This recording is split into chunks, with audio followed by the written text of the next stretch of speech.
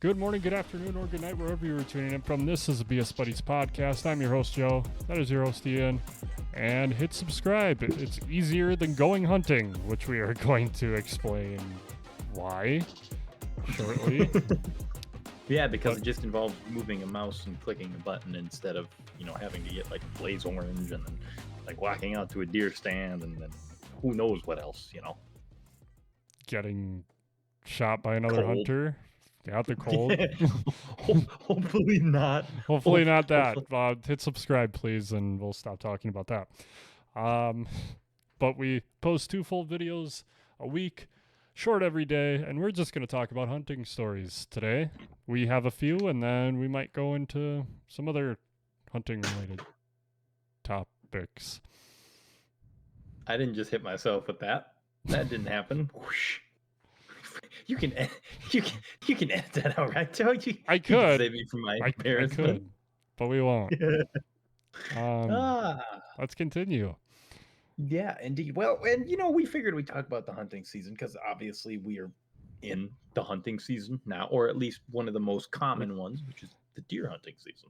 Yeah, we should be by the time this goes up anyway, unless it's started for you guys. I can't remember anymore. Wisconsin's a little different than Minnesota. I believe, well, normally it's the weekend right after Halloween, but I think this one will be the second weekend after Halloween. I think this year. I don't know. I'm not entirely sure. Well, you know what? I have the DNR website pulled up right now. You look that up. But yeah, we come from hunting families, and I've always been around hunting, but I haven't had great luck with hunting. So my family makes fun of me for it, so I might as well just put it on the internet. Tell you my side of the story. I'll start with my first one while you're looking up, unless you figured it out. I've got a lot of them here that say November 9th. So yeah, I think this year actually it does fall on the second weekend for starting.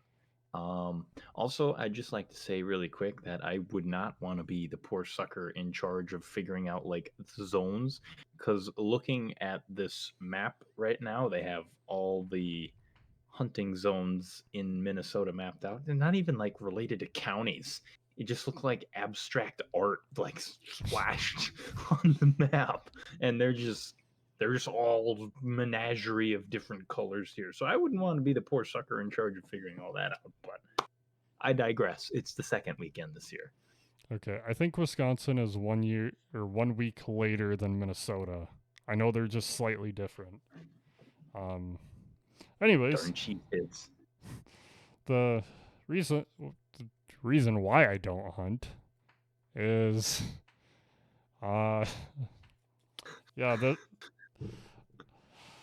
this isn't a highlight of my life by any means, but went through gun safety training, which there is one time I got in trouble in gun safety training, but we'll see if we get to that.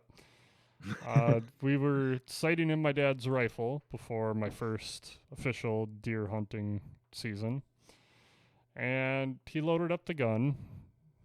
Or I guess I probably did. I can't remember, but we're aiming at the target, let's just say 25 yards away, not too far. Just getting it sighted in. And I get it in sight, pull the trigger, and feel excruciating pain. And I did not know what was going on. I got the good old thing called scope bite. I was about to say, what did you just like shoot yourself in the foot somehow? Did the bullet come out and like Looney Tunes curve around? Take your pinky toe off? Not quite. Ended up, the scope hit me right in between the eyes, and I got a big goose egg. I didn't have any ice or anything. It was so painful, and my dad continued to, he sighted in his gun while I'm just sitting there in pain. And someone who I went to school with, I think that also happened to him like that at the range, like right after Ooh. me. And I didn't understand why it happened. Like I was just told that like I got too close to the scope, but my dad told me later that he had it scoped in very, very close, zoomed in, Yeah. and he didn't realize it. Like he was just upset in the moment because I just don't want to shoot anymore. Well, after Um, getting knocked in the noggin by the recoil of, I'm guessing it was either a 270 or 30-06, which is that's a lot of bang for a young man to have, and especially when you get scope backlash. and But I will say, at least he took it straight to the dome, which, as bad as it sounds, was probably the best place to take it, because over either one of the eyes, it was going to be way more painful. yeah, I think I was either 12 or 13 when that happened, and he did apologize like years later because it got brought up, and he's like, "Yeah, that was my bad. Obviously, I should have checked, but well, he should have checked for me. But I mean, it's all right. It obviously, Classic dad move. Traumatize the kids when they're young, get mad at them for it, apologize years later when you realize, oh yeah, that was my fault, and I never explained that to him. um, the the best part about that is that night we had religious education that night, so I had to go to class, and I was so embarrassed by it because all my other like every kid went through gun safety, and on my first rifle bullet I got scope bite, so I was very embarrassed. And I told my mom, like, I don't want to go. And she's like, well, you have to. I'm like, well, what do I tell them? Because I don't want to tell them what actually happened. I'm embarrassed. And she said, she said, quote, tell them I hit you.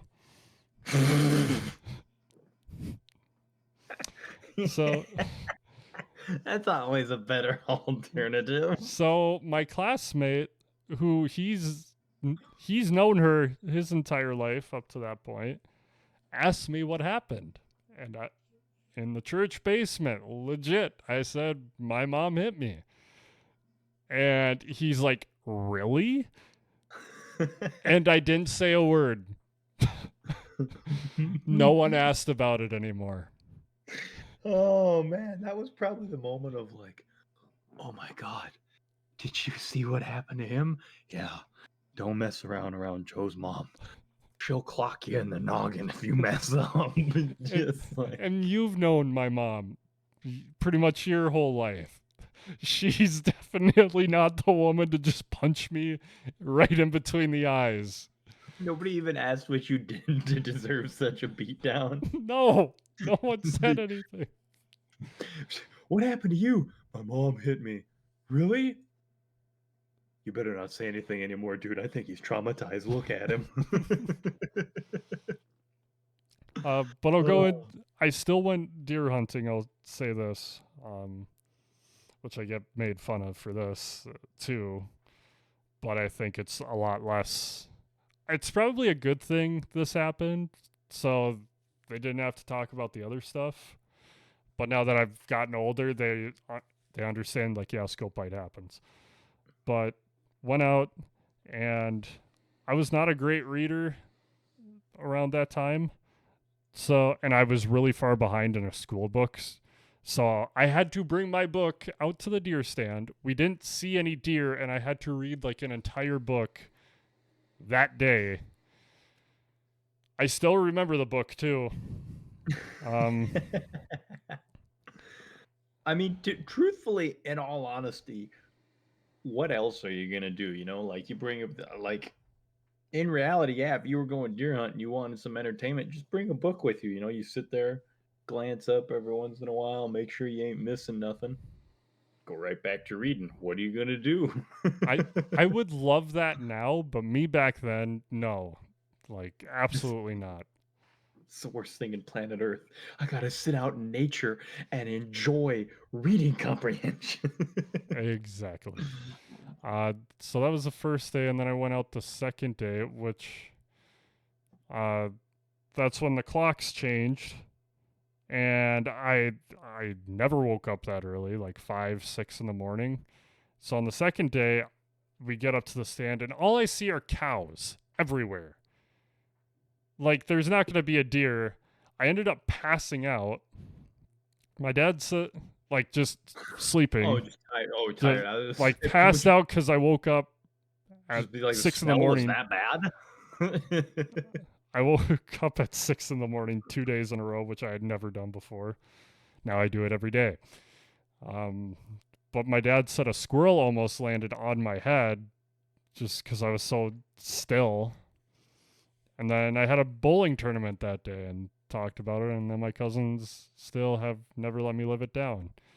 You were at one with nature that day.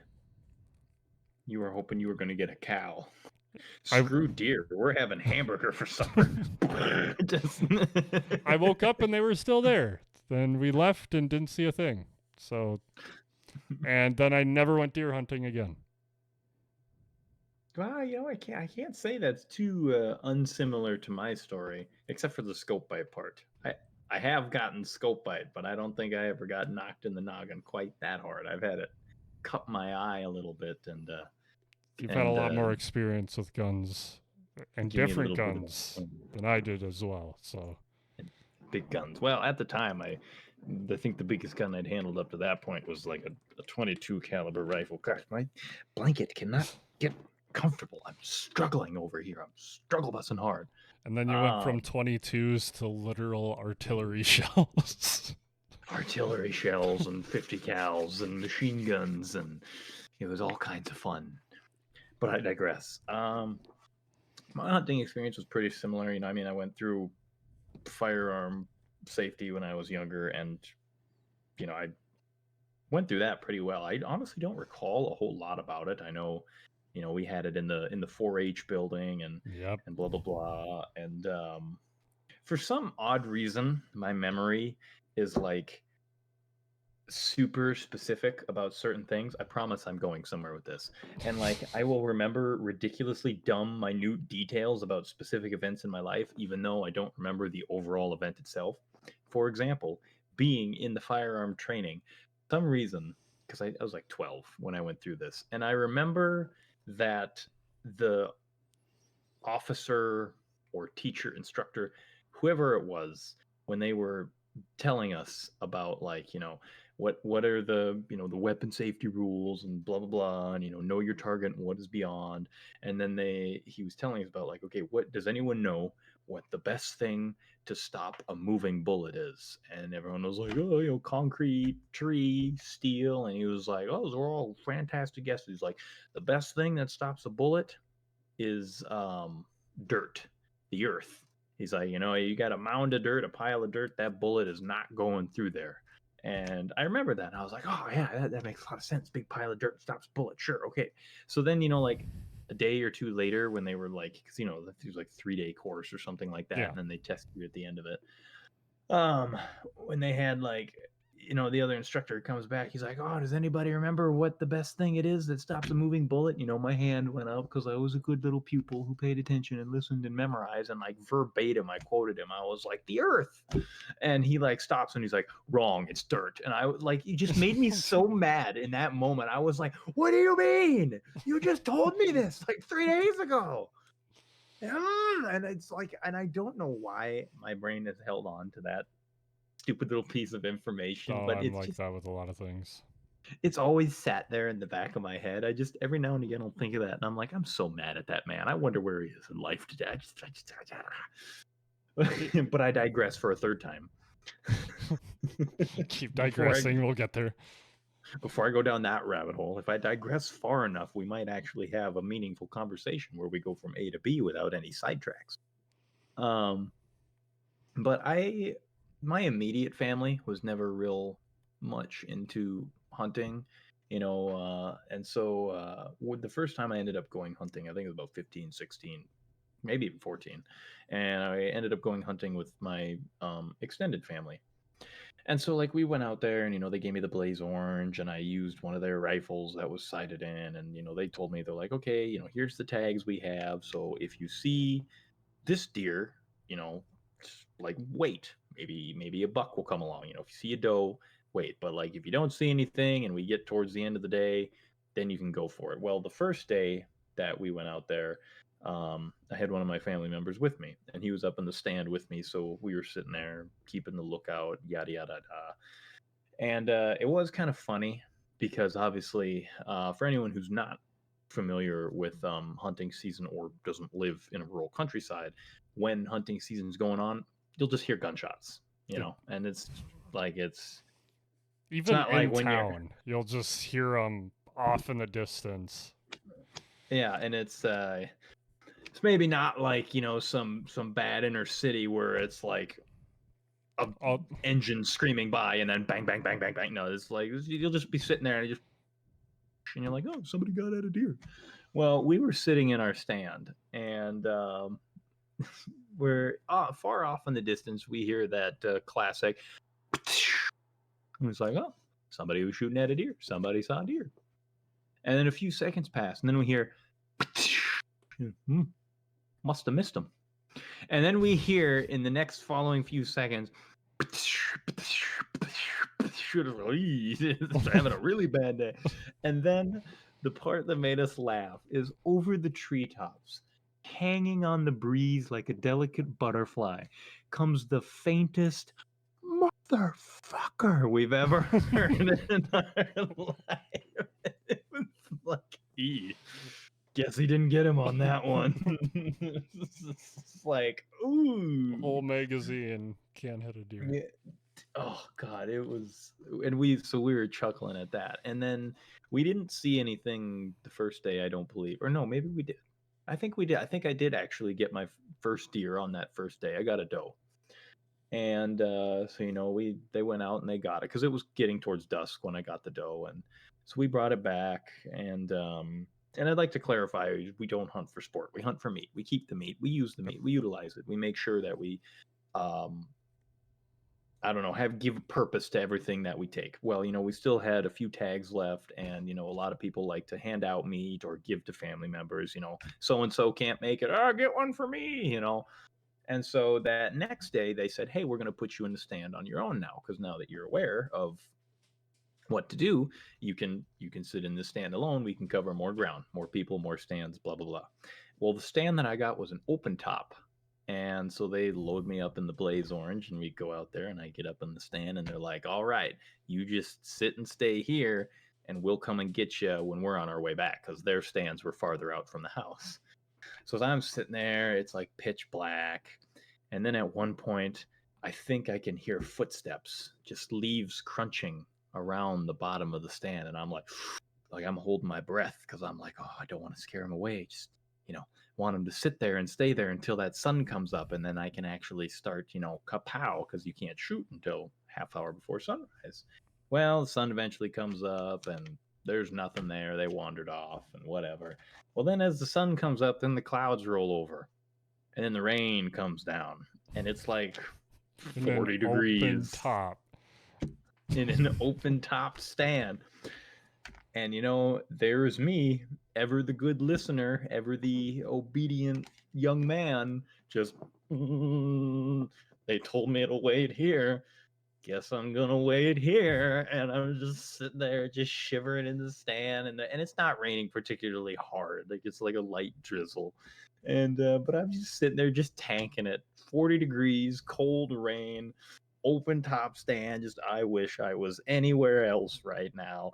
Don't see a thing all morning until about 11 o'clock, when the clouds finally break up and the sun comes out. And then my a couple of the family come walking back from their stands, and they get up to the stand, and I poke my head up, and I'm like, oh, hey guys. And they looked up and they were like, Jesus, you're still there? And I go, yeah, you guys still in here. And they're like, we figured you would have went back when it started raining. And I'm like, that's not what you said when you put me up here. Like that's definitely me. You give me instructions, I will follow instructions. Yeah. If I'm in an area I'm not comfortable with, or I haven't done it before, I will listen to instructions until you tell me otherwise. Well, that was the thing, because I was like, oh my God, like I don't want to get out of the stand, because like, what if I get out of the stand and they get mad at me? Like, oh, you're not supposed to get out of the stand and go walking around. I don't know. I don't know what I'm gonna get yelled at for. Like I've been yelled at for dumber stuff than that before. So like I was told stay put. I'm gonna stay put. I'm gonna make sure that I don't do anything that I'm not supposed to do, especially when it comes to firearms and people around me having firearms and they don't know that I'm getting out of the stand. I don't need to end up as dinner on somebody else's plate because I thought, oh, it's gold. That was not the plan. Okay, that was not the plan. That was not going to be the plan. It was not how it was going to go down. I didn't want to be drawn and quartered. I've been yelled at by my dad for the damn flashlight too many times. Now it's not the time. I've learned my lesson. You listen and you do as you're told. So yeah, they come back and they're like, "Oh my God, you're still in there?" Well, duh. And then we get back to the house. So then, of course, everyone's making fun of me. Oh, you didn't get out of the stand, and I'm like, "This sucks, man. You're being mean to me, man, because I did what I was told. I'm damned if I do, and I'm damned if I don't. I got yelled at for following orders. What does that mean?" And Well, then then you we went joined out, the military. and then, I'm drawing a connection between a few things here, and so yeah, we went back out that night, but we didn't see anything. So the only deer I ever got was that one that I got, and I never ended up going hunting again. That following year because they were too filled up. And then eventually it was just sort of like that didn't come out, and it's not like I was particularly bothered by it. I do still think that hunting is a good skill to have, and it's something good to learn and know. But like once again, I don't have any land that I personally own to go hunting on, and I'm not a big fan of hunting on like state land because for anybody who's not particularly outdoorsy out there, there's also public state lands that you can go hunting on, and I'm not super savvy on the rules and regulations of all that, but I do know that other people suck. Doesn't matter who you are, that statement, other people suck, is so true. And I've never been one to try and go out and meddle with public lands because you just never know who you're going to run into out there. You never know what kind of shenanigans you could stumble over. So I'd rather hunt on private ground, being that I don't have any. I don't do it, and I don't really have a chest freezer to store the meat in. So it's something that for me in my personal practical life hasn't really applied a whole lot. However, in recent years, and especially with the fact that I have like a rifle now, I've got a 270. It's a very good rifle. I would eventually maybe like to get back into hunting just to go again, because I will say that venison is very, very yummy. Are you a Yes. fan of venison at Oh all yeah. there, Joe? Um, one thing in my family, they still do it, but growing up, there was once or twice a year, for sure once, and it was after deer hunting. We would all go over to my grandparents' house, and they would have literal storage totes of just deer meat, and they had like a sausage press, I guess you would call it. You would put the meat in, put the casing on, and we made sausage for like from Oh 8 yeah. a.m. until 5 p.m. And we had a system where my dad and my uncle would case it.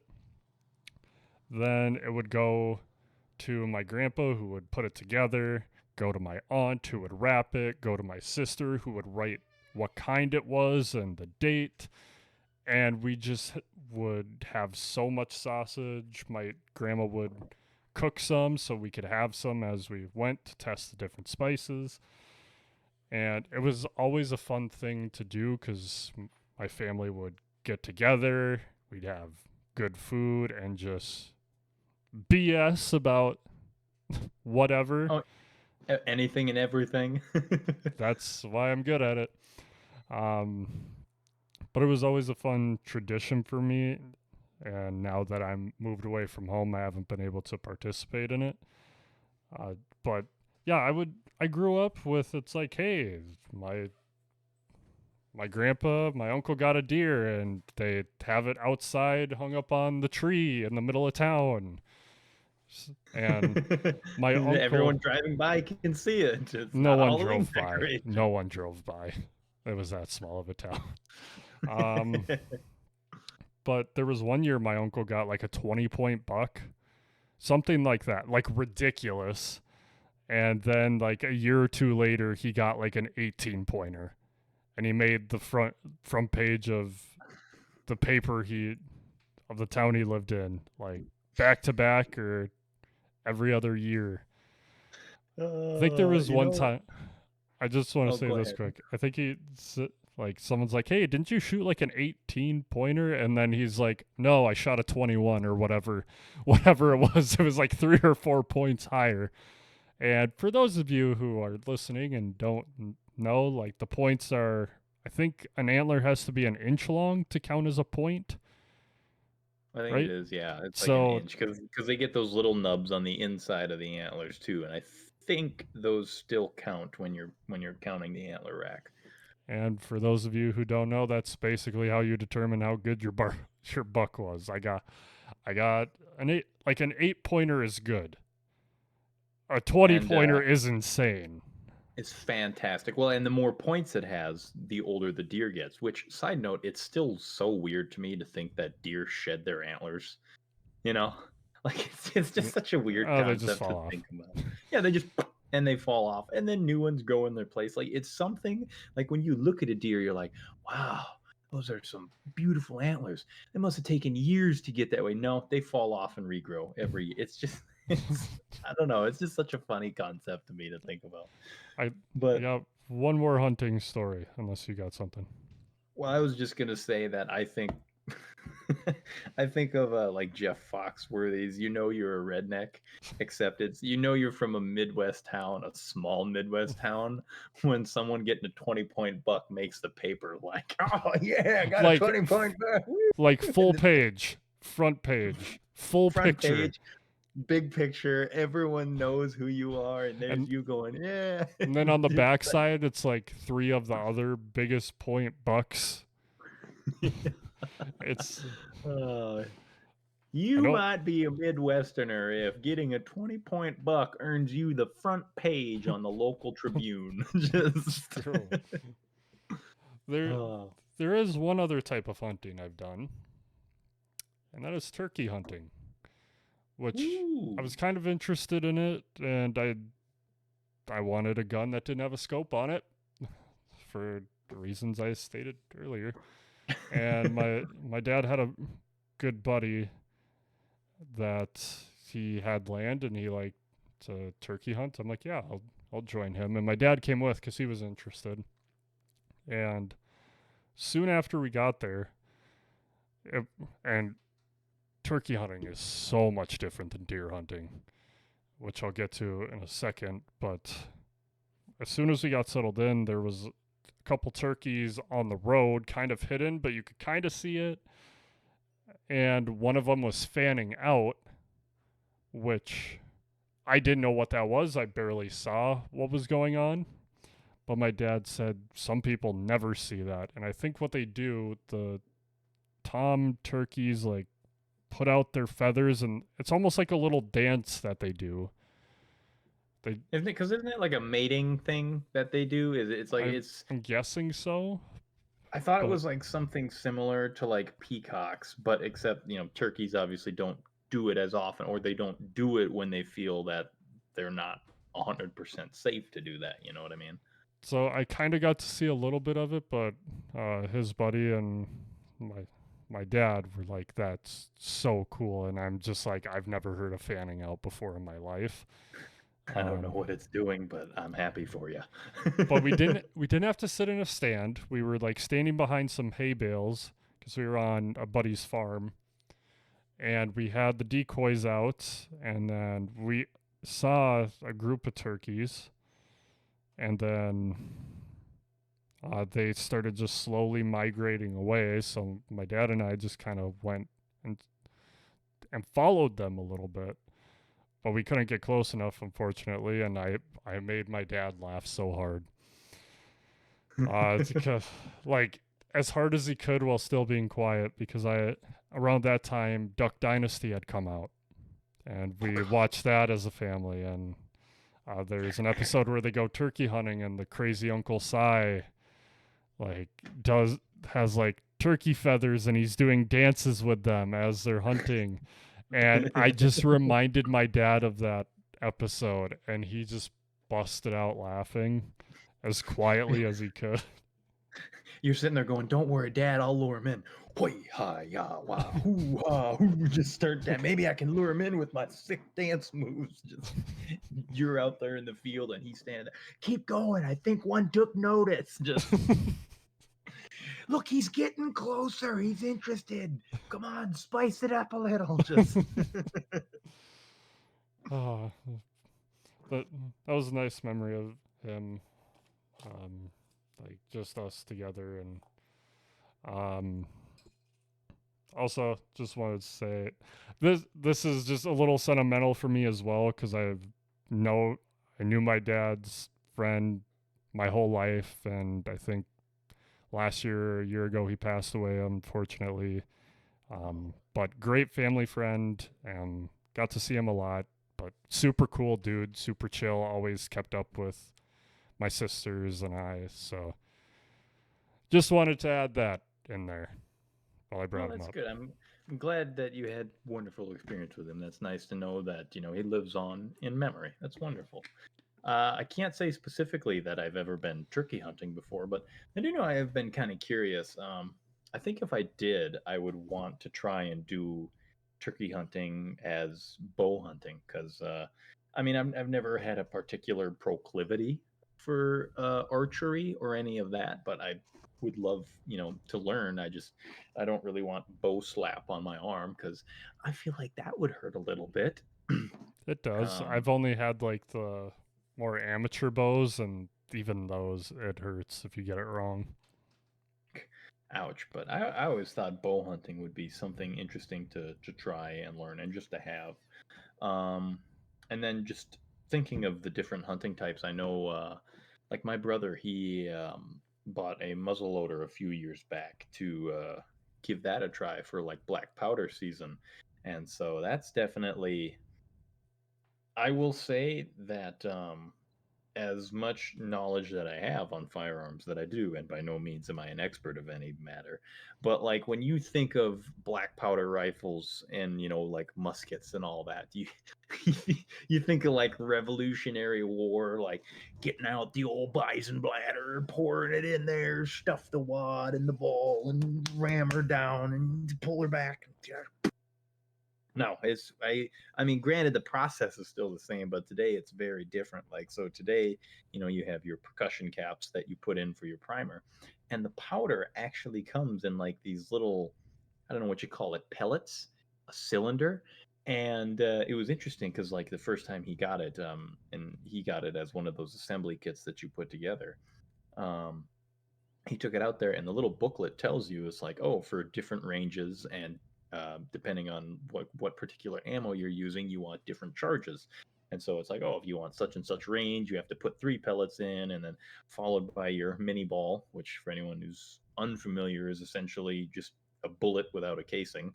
And then put it in there, stuff that down, put your percussion pack in, half cock, and then away it goes. And it was really fun. He let me test it out. We took it to a range and put a couple rounds through it just to see how the operation worked. And I was like, this would be something really interesting too that I would love to have just for the sake of, different options, different ways to go hunting. And, it's good all around general knowledge to have, especially if, you never know the situation that you might need to know something like that. So, Yeah, I read a book last year that kind of got me interested in maybe looking into hunting and fishing more because haven't really done it.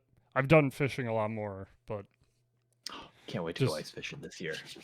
just because like with us, it's not sport. It's hey, we're going to use that and then feed our families with it. It's not just like hey, I'm gonna buy a couple tags, shoot 2 deer, and just leave them. Yeah. It's like I will say it's always something like where you were talking about with the meat processing. That was something that I never really got to see or do because my family always sent the meat away to go get processed, which is good because there's a lot of good places out there, and like some families do processing for like an area. Hey, pay us, send us your meat, we'll process it up for you, send it back, which is really good business. But I always thought it would be really interesting to learn what actually goes into um, taking the meat and like turning it into a sausage or turning it into a deer jerky, because I think jerky is probably one of my favorite ways to enjoy deer meat. Deer jerky is phenomenal. I love the flavor of it, and I love that you take it with you wherever you go. And I did get to learn a little bit about carving up the deer. Graphic warning here: if you're squeamish at all, don't continue. I'm not going to get in any sick, gross Yeah. details, I, but you know, I've never done that. I've watched it happen, um, like getting the hide off, but nothing. And I've seen deer.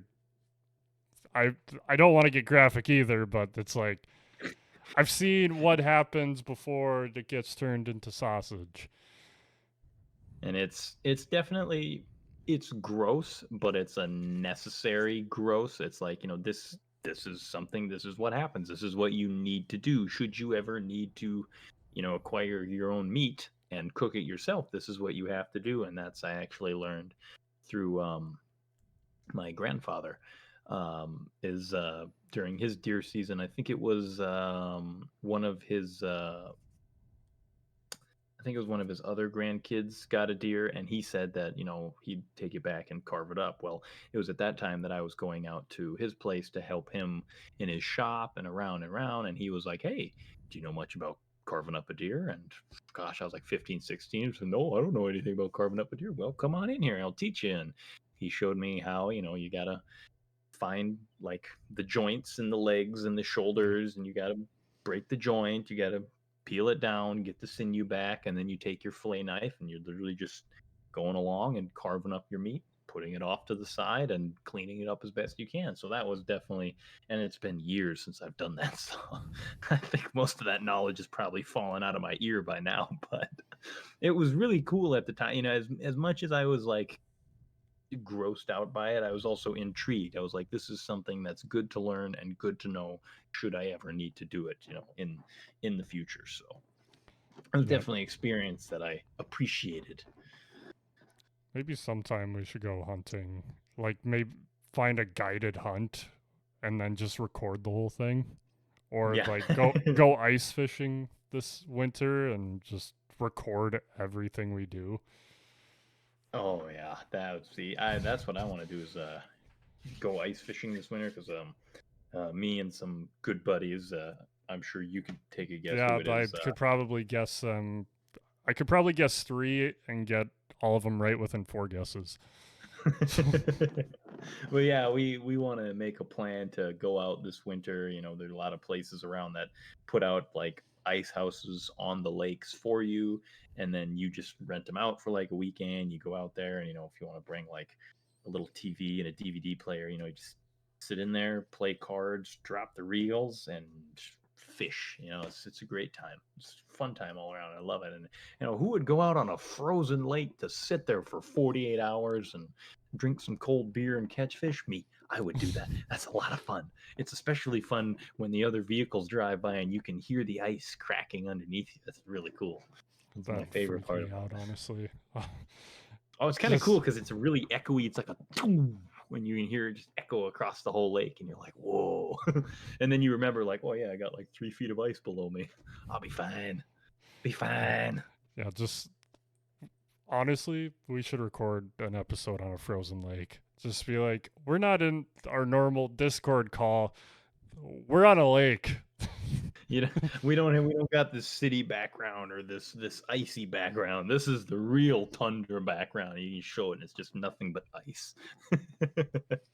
I got a like that GoPro. We can make that happen. like that's someone doing donuts over there on the lake. Oh, here comes some snowmobilers. There's Fred. Hey, Fred. And it's just some guy sitting on a bucket. Hey, how's it going? Oh, I got one. We'll have to talk about that more. But anyways, I think it's about time to wrap it up. We got some quotes and we made them more gun related, hunting related. I I'll didn't. start. Maybe Ian didn't. From Don Marquise. Ideas pull the trigger, but instinct loads the gun. Philosophical. Really, really getting the mind ticking on that one. mine's not quite as deep as that. Laugh at Yourself Before Anyone Else Can by Elsa Maxwell. September 28th, 1958. I don't know. But I would like to leave this on a wonderful note for you guys out there. For anyone who might not be particularly familiar with hunting in the Midwest, there's a wonderful song out there that perfectly encapsulates both the attitude and the demeanor of hunting. I know where this Joe. is going, and you didn't even mention it. And I want you guys to look it up for yourselves because truly it's a very educational, inspirational song. I love to listen to it every hunting season when it comes on the radio. It's fantastic. Look up the 30-Point Buck. There it is. There it is. It's a wonderful song that you all should listen to, and it'll just really help you understand the mindset of hunting here in the Midwest. In all seriousness, it is a really good song. It's funny. It's by the really Yoopers. By the Yoopers. They play it every year, at least. But back in Minnesota, they did on one of the local radio stations. They made sure to play it once per year. It's really good. Like, I still quote it to this day. The 30-Point Buck. Remember that, kids. By the Yoopers. But thank you for BSing with us today on something you might not be familiar with. And subscribe, follow down below to become a Bud Today, and we will see you next time when we're ice fishing on a lake. If you've never heard of it, well, you'll see. We'll see you next time when we've got some scope bite in the middle of our noggins. Thanks. I needed that reminder. But until next time, you just take her easy now. Yep, sure do.